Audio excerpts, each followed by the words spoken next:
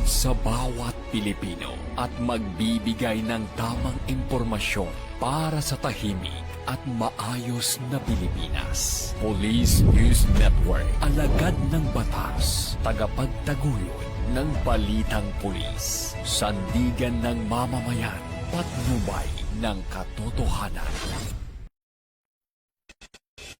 Makampo Krame, maghahatid ng pinakahuling kaganapan at nagbabagang balita. Ito ang PNN Police News Network.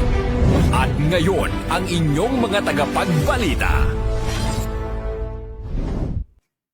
Magandang araw, bagong Pilipinas. Ako ang inyong alagad ng batas, tagataguyod ng balitang pulis, Patrolwoman Janina Aguas mula sa Manila Police District. Maghahatid sa inyo ng tamang balita, kwento ng pulis at serbisyo para sa mamamayan. At ito ang PNP News Online, ang pangunahing balita ng Police News Network. Alagad ng batas, tagataguyod ng balitang pulis.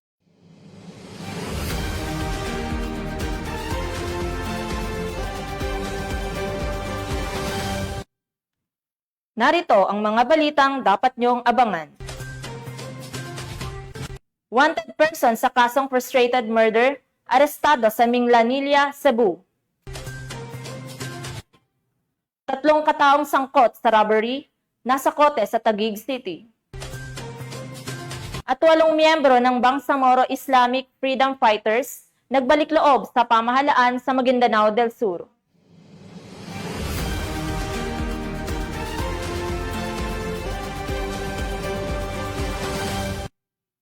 Narito ang mga balitang hatid ng ating PNN correspondents mula sa iba't ibang panig ng bansa.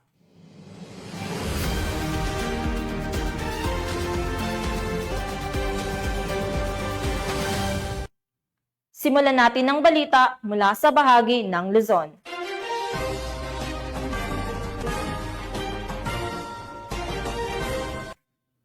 Tatlong individual na sangkot umano sa kasong robbery at paglabag sa batas pambansa bilang 6 ang naaresto ng mga operatiba ng Southern Police District sa ikinasang operasyon sa Taguig City. Ang report mula kay Corporal Abigail Rojas. Arestado ang 3 suspect na sangkot sa kasong robbery with violence at paglabag sa batas pambansa bilang 6 ng mga tauhan ng District Special Operations Unit ng SPD. Katuwang ang Taguig City Police Station sa isinagawang spot operation sa kahabaan ng C5 Road Tunnel Market sa Taguig City. Kinilala ang mga naarestong suspect na sina alias Wally, 20 anyos, alias John Del, 31 taong gulang, alias Mark, 20 anyos at si alias Renzo na patuloy pang tinutugis ng pulisya. Na-recover sa operasyon ang ilang nakaw na cellphone, mga patalim, motorsiklo at iba pang kagamitan na ginamit sa krimen. Dinala naman sa tanggapan ng District Special Operations Unit ang mga naarestong suspect at mga ebidensya para sa dokumentasyon at pagsasampa ng kaukulang kaso. Tiniyak din na mananatiling aktibo ang SPD sa pinaigting na kampanya laban sa kriminalidad upang matiyak ang kapayapaan at kaligtasan ng publiko. Mula dito sa Metro Manila, ako po ang inyong PNN correspondent, Police Corporal Abigail Rojas. Alagad ng batas, tagataguyod ng balitang pulis. Maraming salamat, Corporal Rojas. Arestado ang isang magsasaka matapos mahulihan ng hinihinalang shabu na nagkakahalaga ng halos 25,000 piso sa ikinasang bypass operation sa bayan ng Penarubia, Abra. Nakatutok dyan si Police Staff Sergeant Joderick Casing. Arestado ang isang lalaki matapos mahulian ng hinihinalang shabu na nagkakahalaga ng 24,888 sa ikinasang bypass operation sa Barangay Santa Rosa, Peñarubia, Abra, nito lamang ika-4 ng Septembre taong kasalukuyan. Kinilala ang suspect na isang lalaki 51 anyos, magsasaka at residente ng nasabing lugar. Ang operasyon ay pinangunahan ng Provincial Drug Enforcement Unit at Provincial Intelligence Unit ng Abra PPO, katuwang ang Peñarubia Municipal Police Station, Pidig Suukar at 1504 RMF B15. Nasamsam mula sa suspect ang kabuang 3.66 gramo ng hinihinalang shabu na nagkakahalaga ng tinatayang 24,888 standard drug price at iba pang mga non-drug evidence. Ang suspek ay nahaharap sa kasong paglabag sa Republic Act 9165 at dinala sa Abra PPO para sa wastong dokumentasyon at disposisyon. Ang kapulisan ng Cordillera ay patuloy sa pagpapatupad ng batas kontra illegal na droga alinsunod sa 7-point agenda ni Police Lieutenant General Jose Melencio Nartatis Jr. na naglalayong mas mapabuti ang operasyon ng mga pulis, palakasin ang kampanya kontra kriminalidad at tiyakin ang kaligtasan ng bawat mamamayan. Mula dito sa rehiyon ng Cordillera, ako ang inyong PNN correspondent, Police Staff Sergeant Jodrick Tasing, alagad ng batas, tagataguyod ng Balitang Pulis. Maraming salamat, Staff Sergeant Tasing. Hindi na nakapalagpa ang isang lalaking street-level drug personality nang arestuhin ito ng kapulisan matapos makumpiskahan ng ilegal na droga sa Uson, Masbate. Patrolwoman Carmela Bianca Panganiban sa report. Matagumpay na naaresto ang isang individual na sangkot sa iligal na droga sa Purok 3, Barangay Quezon, Uson, Masbate, bandang alas 8:30 ng umaga, nito lamang Setyembre 1, taong kasalukuyan. Sa bisa ng 2 search warrant na inilabas ng Executive Judge ng RTC, 5th Judicial Region. Kinilala ang sospek na si alias Pabling, 47 taong gulang, may asawa, heavy equipment operator at residente ng nasabing barangay. Siya ay nakalista sa e-warrant system at itinuturing na street-level individual. Ang operasyon ay pinangunahan ng Uson MPS, katuwang ang Masbate PPDEU, 2nd MMFC at 502nd MCRMFB5 sa koordinasyon ng PIDEA Regional Office 5. Nakumpiska mula sa sospek ang isang itim na pouch na naglalaman ng mga heat-sealed plastic sachet na hinihinalang shabu na may tinatayang kabuuang timbang na 11 grams na may halagang humigit kumulang 74,800 pesos. Samantala, nakuhaan din ng sospek ng isang tutor, magasin at bala ng kalibre .45 pistol.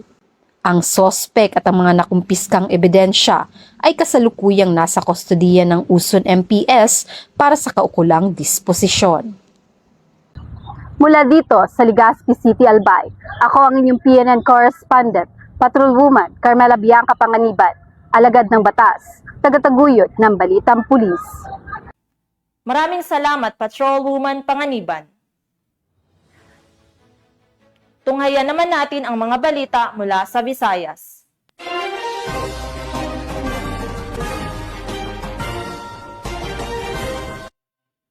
Sa presinto ang bagsak ng isang wanted person na may kasang frustrated murder matapos itong madakip sa isinagawang operasyon sa Minglanilla, Cebu. Yan ang tinutukan ni Patrolwoman Judith Nicanor. Hawak na ng kapulisan ng Minglanilla ang wanted person na may kasong frustrated matapos na maaresto ng mga otoridad sa Purok Mansanitas, Barangay Poblacion Ward 2, Minglanilla, Cebu nito lamang nakaraan. Ayon kay Police Lieutenant Mary Jane B. Comeros, Deputy Chief of Police ng Minglanilla Municipal Police Station, Cebu Police Provincial Office, bandang alas 5 Gs ng hapon nang maaresto ng kapulisan ang sospek na si Rodilino, 40 anyos na residente ng nabanggit na lugar. Ang naturang wanted person ay naaresto sa bisa ng warrant of arrest para sa kasong frustrated murder na inisyo Honorable Catalina Shineta T. Palacio, Presiding Judge of the Regional Trial Court 11th Judicial Region, Branch 41, Katilan, Surigao del Sur na may 200,000 rekomendadong piyansa. Kasalukuyang nakapiit sa Minglanilla MPS ang sospek para sa dokumentasyon at tamang disposisyon. Ang Minglanilla PNP sa ilalim ng pamumuno ni Police Lieutenant General Jose Melencio Nartatis Jr., Acting Chief PNP ay magpapatuloy sa pagtutok upang mapanagot ang lahat ng mga kriminal na nagtatago sa batas saan mang sulok ng bansa. Mula dito sa Central Visayas, sa Honyong Police News Network Correspondent, Patrolwoman Judith Nicanor, alagad ng batas, tagataguyod ng Balitang Pulis. Maraming salamat, Patrolwoman Nicanor. Napasakamay ng mga otoridad ang nakatalang top 7 municipal most wanted person sa kasong acts of lasciviousness matapos itong maaresto ng Leyte PNP sa bayan ng Barawen, Leyte. Magbabalita dyan si Patrolwoman Maria Elena Singian. Arestado ng mga autoridad ang tinaguriang top 7 municipal most wanted person na may kasong acts of lasciviousness matapos mahuli sa barangay Dinaayan, Burauen, Leyte. Naaresto ang akusado bandang alas 7 ng umaga ng mga tauhan ng Burauen Municipal Police Station kasamang Leyte Provincial Intelligence Unit sa bisa ng warrant of arrest para sa kasong acts of lasciviousness na may inirekomendang piyansa na 180,000 pesos para sa pansamantalang kalayaan. Ang akusado ay dinala sa Burauen MPS para sa kaukulang dokumentasyon at tamang disposisyon. Ang pambansang pulisya ay hindi titigil sa pagtugi sa mga nagkasala at patuloy na nagkakasala sa batas upang matiyak ang kaayusan at katahimikan sa ating bansa. Dahil sa bagong Pilipinas, ang gusto ng pulis, ligtas ka. Mula dito sa Eastern Visayas, ako ang inyong PNN correspondent, Patrolwoman Singian. Alagad ng batas, tagataguyod ng balitang pulis. Maraming salamat, Patrolwoman Singian. Narito naman ang mga balita mula sa bahagi ng Mindanao.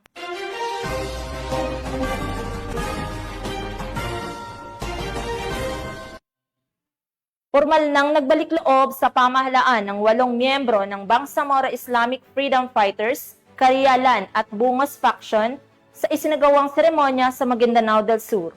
Ang balita mula kay Patrolwoman Angela Bandarlipe.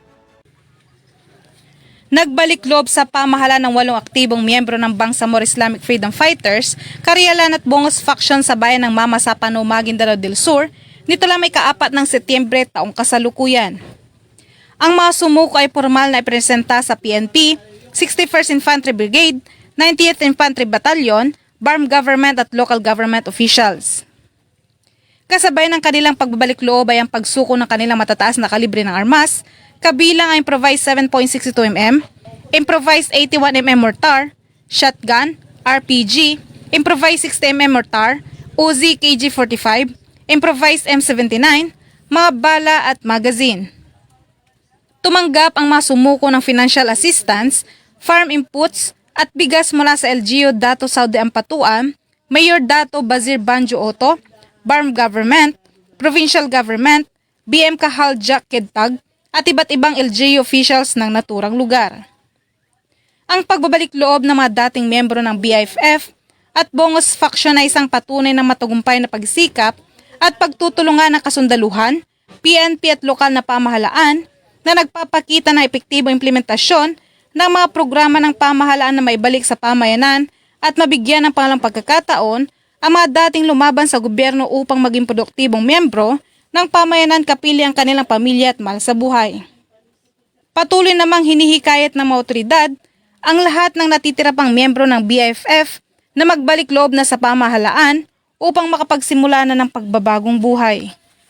Mula rito sa Police Provincial Office ng Maguindanao del Sur, ako ang iyong PNN correspondent, Patrolwoman Angela Bandarlipe, alagad ng batas, tagataguyod ng balitang pulis.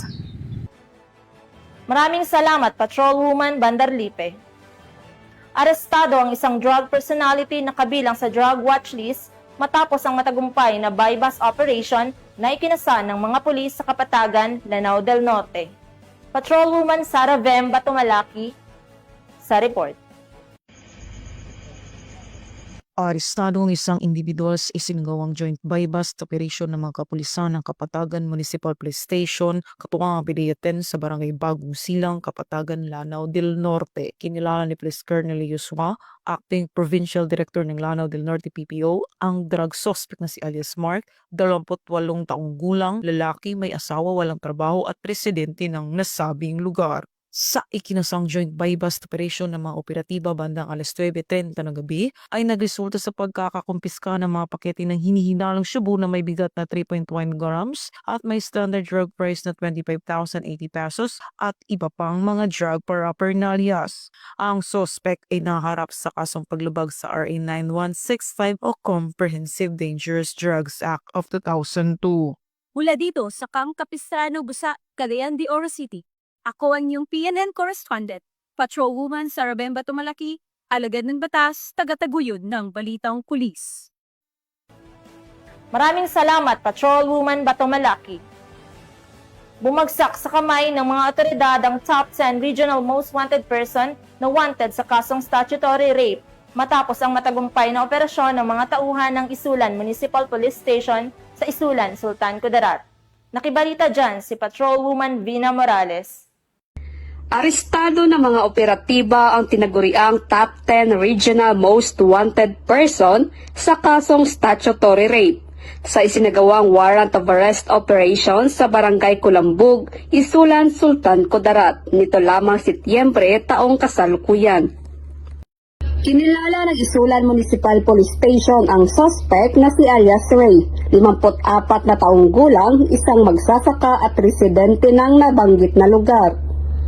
Bandang alas 9:30 ng gabi nang isinagawa ng Isulan MPS kasama iba pang mga operatiba ang warrant of arrest operation sa pamamahay ng suspect na nagresulta ng matagumpay na pagka-aresto.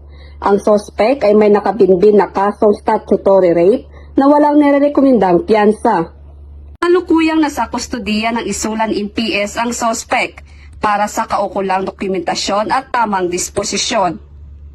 Napaigting naman ng mga kapulisan ng Rehiyon 12 ang pagsasagawa ng mga operasyon upang mahuli ang mga most wanted persons sa rehiyon para sa pagkakaroon ng mapayapa at ligtas na bagong Pilipinas. Mula dito sa General Santos City, ako ang inyong PNN correspondent, Patrolwoman Vina Morales, alagad ng batas, tagataguyod ng Balitang Pulis.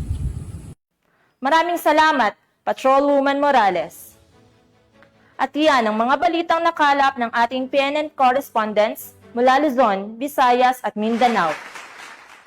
Sa ngalan ng pamunuan ng Philippine National Police, sa pangunguna ni Acting Chief PNP Police Lieutenant General Jose Melencio Nartates Jr.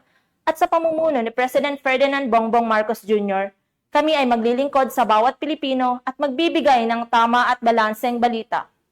Mula rito sa tanggapan ng tagapag-ugnay ng Pambansang Pulisya, ako ang inyong alagad ng batas, tagataguyod ng Balitang Pulis.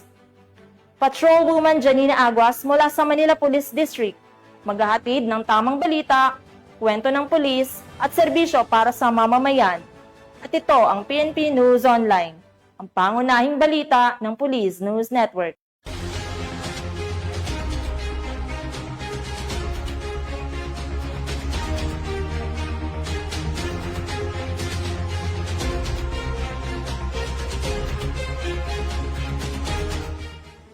Police News Network, alagad ng batas, tagapagtaguyod ng balitang pulis.